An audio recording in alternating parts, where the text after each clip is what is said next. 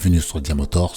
Dans cet épisode numéro 2, je vous propose avec Frédéric Cholet la présentation de ces autres bolides du garage. Si c'est la première fois que vous arrivez sur Diamotors, je m'appelle Diamoricila. Si vous êtes passionné comme moi de voitures modernes, classiques, youngtimer et autres, vous êtes le bienvenu sur Diamotors. Abonnez-vous et surtout de cocher la cloche de notification pour recevoir toutes mes vidéos dès qu'elles sont postées. Allez, bon visionnage. On reprend la présentation du garage avec la Jaguar XK V8 et Frédéric. Jaguar qui ressemble quand même un peu à la Aston Martin, je trouve. Oui, alors en fait, tout simplement parce que le designer de cette Jaguar n'est autre que Yann Calhoun qui avait dessiné la DB7 chez Ford.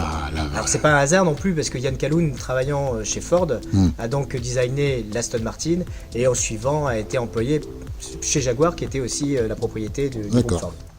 Ok, belle voiture, très belle voiture. Alors aujourd'hui, un cabriolet XK de ce type-là, c'est quelque chose qui avoisine les 30 000 euros, plus ou moins suivant le kilométrage, mais ce qui reste extrêmement raisonnable, les prix se sont bien tassés, et là aujourd'hui ça reste des cotes assez stables, parce que c'est une voiture excellente à rouler, pas trop consommatrice, plutôt économique, et puis en même temps derrière, ça reste un bon classique et une excellente routière. Ah ben, elle est super belle, elle a un super gros, elle a un grand capot avant, et elle fait classe quoi, ça fait James Bond. C'est une voiture, pour moi j'ai l'impression que c'est une voiture qui rend plus, comment dire, quand on l'a, les gens ils pensent qu'on a une voiture à 100 000 $, 100 000 euros. De toutes les manières actuellement, si l'on doit se payer une XK, puisque elles sont encore fabriquées, je crois qu'elles sont arrivées à la fin de leur carrière, mais il faut bien compter, Ce modèle-là ces modèles-là, ils sont arrivés en fin de carrière, mais il faut bien compter 120 150 000 euros pour Neuf. avoir un modèle exclusif avec cabriolet. Donc on est vraiment encore dans la belle voiture, c'est sûr. Ouais, ça c'est la belle voiture, c'est abordable, c'est le prix d'une voiture moderne d'un 3008. Alors, Pour le prix d'un 3008. Je regardais une émission ce week-end, c'est le prix d'une série 1, c'est 27 000 euros une série 1 aujourd'hui, en base, c'est-à-dire sans aucune option, sans rien du tout. Une série 1 de chez BMW, c'est 27 000 euros. Donc, ouais, pour 27 000 euros, vous pouvez rouler cheveux au vent avec une voiture qui a une classe internationale comme James Bond. Alors, cette Mercedes, ça me fait rappeler la Mercedes de Patrick dans Dallas. Ça remonte à longtemps. C'est ça, c'était exactement même la voiture de Pamela Patrick. Ewing en Patrick. rouge, elle était rouge. Ouais, elle était rouge, ouais, celle-là était rouge. Donc c'était vraiment une voiture ouais, très très intéressante. Et aujourd'hui, c'est une voiture qui est en train de prendre une belle cote. Ah, grosse info. Une info intéressante, c'est des voitures qui sont longuement restées en dessous des 15 000 euros. Et aujourd'hui, à moins de 15 000 euros, on en trouve, mais en mauvais état ou en tous les cas avec beaucoup de travaux à faire dessus. Et il faut compter bien 20-25 000 euros pour commencer à avoir des beaux exemplaires. Ok. Alors ça, c'est vraiment sympa. Et ça a l'air petit, peut-être en vidéo, mais elle est assez longue quand même. C'est un beau gabarit, oui, en Ouais. effet, c'est un beau gabarit. Et puis c'est une voiture qui est incroyable parce qu'il faut l'imaginer avoir été conçue dans les années 70. Ouais, 1976, j'ai vu là. 73 exactement.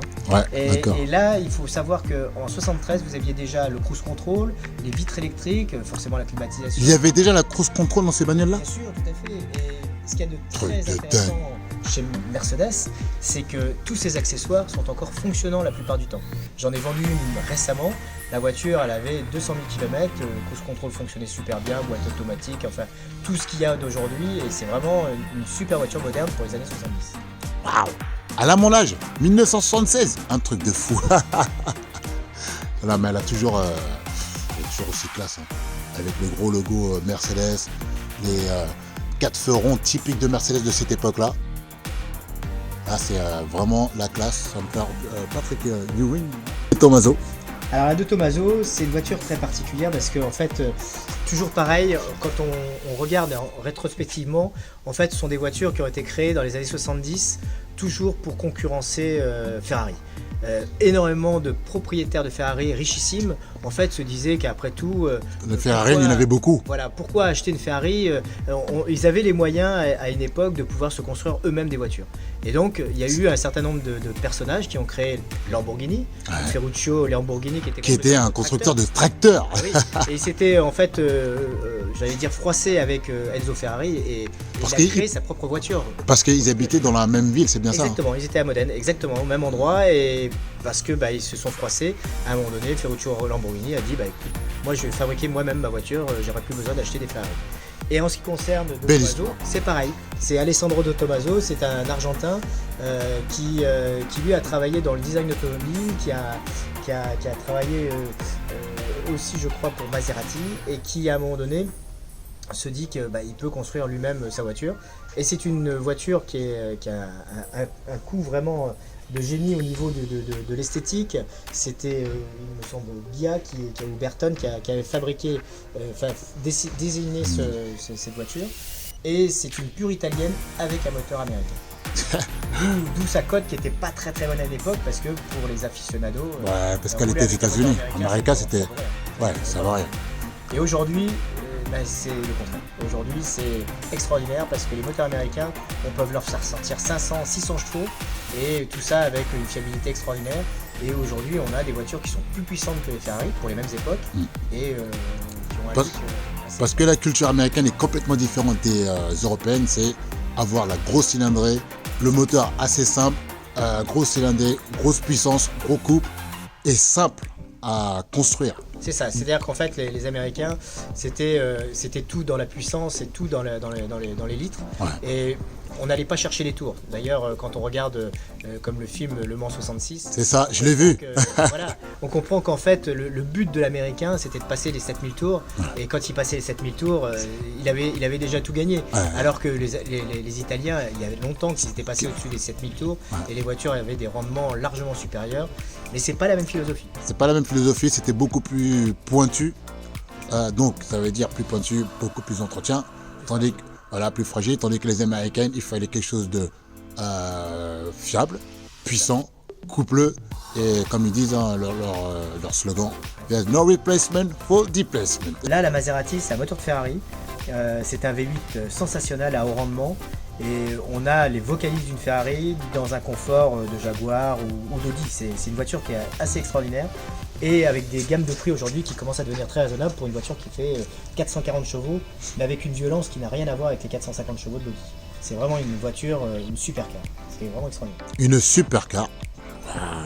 Et j'ai entendu que... ils en fabriquent encore ou ils vont bientôt finir la fabrication? C'est terminé. Maserati arrête les V8, et donc la Gran Turismo 4.7 telle que vous la voyez ici s'est retirée.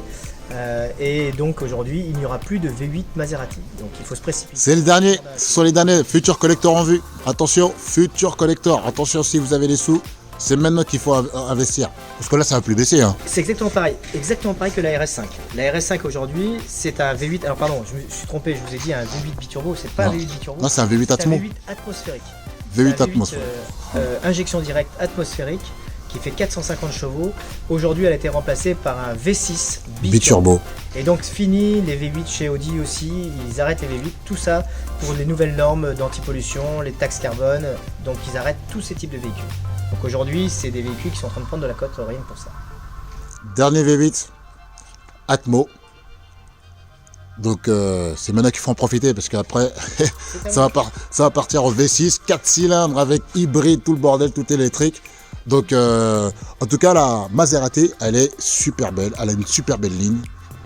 Franchement, la ligne extérieure est vraiment réussie avec son avant pointu. Elle est méchante, bestiale, mais classe en même temps. Exactement, et c'est une vraie 4 places, c'est-à-dire qu'en fait on peut mettre 2 adultes à l'arrière. C'est une voiture qui est très confortable et qui permet de faire des grands trajets, pareil sur les autoroutes ou sur des petites routes. On s'amuse comme un petit gars. Alors, anglaises, hein, c'est ça, les Austin Alors, les Healey. Austin Healey, en fait, sont des voitures anglaises qui ont une particularité. Ce sont des voitures de course à l'origine.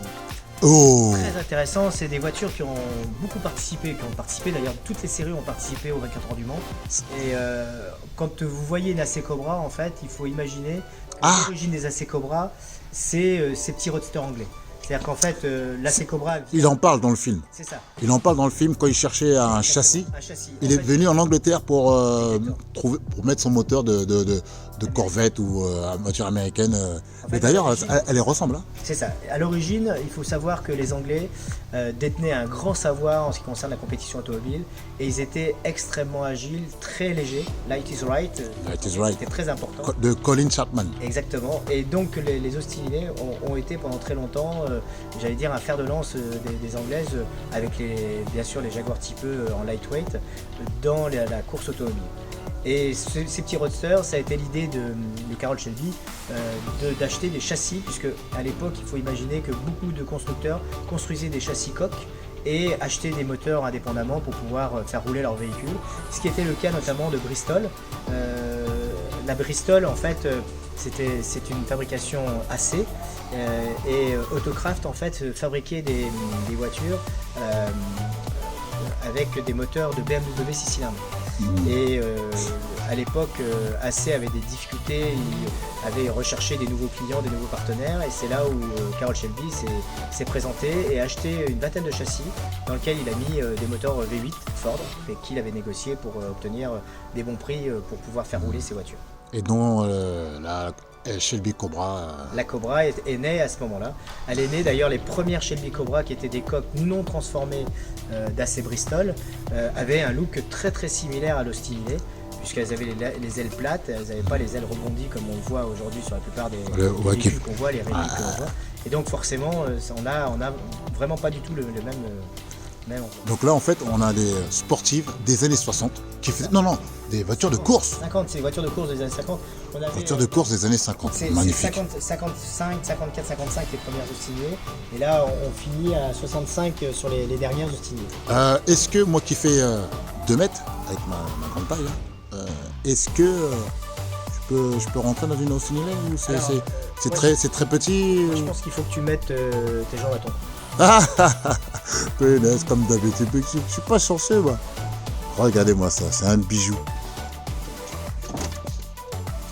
Oh là là là là. Le volant il est énorme. Oui, très souvent. Alors à l'époque les volants étaient très grands avec une jante très fine qui permettait d'avoir une très bonne préhension du volant et donc de sentir la route. Pouvoir avoir beaucoup plus de force pour tourner le volant puisqu'il n'y avait pas de direction assistée. Ouais, parce qu'ils sont vachement fins. Ah oui. Oh. Là, je comprends pourquoi ils avaient des gants. Hein. Exactement. Je comprends pourquoi ils avaient des gants. Bah ça là par contre elle est rien à voir niveau volant en bois, la boîte de vitesse et...